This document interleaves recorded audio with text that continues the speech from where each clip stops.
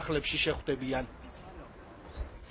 აღდგენილი შენობები, ახალ დამონტაჟებული განათებები, აღმაშენებლის გამზირის რეაბილიტაცია გრძელდება. თბილისის მერმა დღეს მე-19 საუკუნის დროინდელ ვარდების ბაღში მიმდინარე მშენებლობა დაათვალიერა. განახლებული სკვერი თანამედროვე ტიპის იქნება, სადაც საბავშვო ატრაქციონები, ღია კინოთეატრი და კაფე-ბარები განთავსდება. როგორი იქნება ბავშვთა სამყარო და ვარდების ბაღი 2 საუკუნის შემდეგ? ნახეთ თამუნა დოლობერიძის სიუჟეტი. მე-19 საუკუნის პარკი ძველ ფუნქციას იბრუნებს. პატარები ვარდების ბაღში ისევ შეიკრიბნენ. ბავშვთა ატრაქციონები, კაფე-ბარები, ღია კინოთეატრი, სავაჭრო და კვების ობიექტები. აღმაშენებლის გამზირზე მდებარე ახალი დასასვენებელი ადგილი თბილისელებისთვის უახლოეს მომავალში მთლიანად განახლდება. სამუშაოების დასრულების შემდეგ ვარდების ბაღი გამწვანდება და დაიგვება 500 სხვადასხვა სახეობის უნიკალური ვარდით.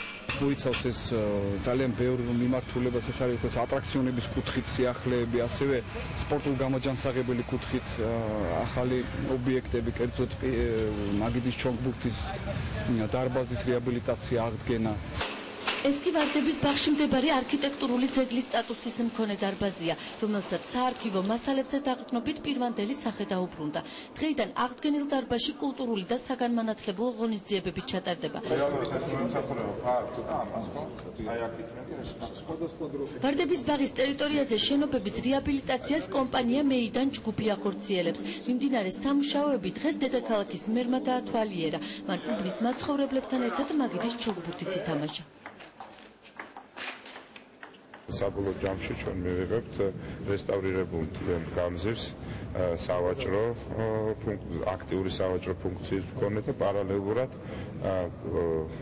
ძალიან დიდი კულტურული პოტენციალის მქონე ქუჩას. ეს რაიონი იქნება ერთგვარი ლონდონის მაგალითზე რო ვთქვათ, დაახლოებით აქტიური სავაჭრო და კულტურული, სადაც ირევა ბევრი ხალხი და 24 საათის განმავლობაში ცხოვრება ჩქეფს.